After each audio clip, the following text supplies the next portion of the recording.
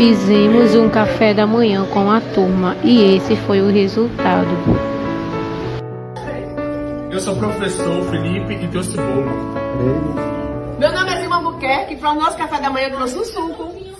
Eu sou Daniela e para o nosso café da manhã eu trouxe iogurte achocolatado. E eu, Lorane, trouxe um cuscuz recheado. Eu sou Maria, trouxe a bolacha e um sanduíche. Eu sou Patrícia, trouxe uma torradinha. Eu sou Wanda, trouxe sanduíche. Carona. Eu sou José, trouxe o bolo. Eu sou Zelma, trouxe o café que é essencial. Eu sou a Heloísa, trouxe o bolo. Eu sou Joy, pro café da manhã eu trouxe o queijo e o presunto. Eu sou Sandra, trouxe o descartável e a refrigerante.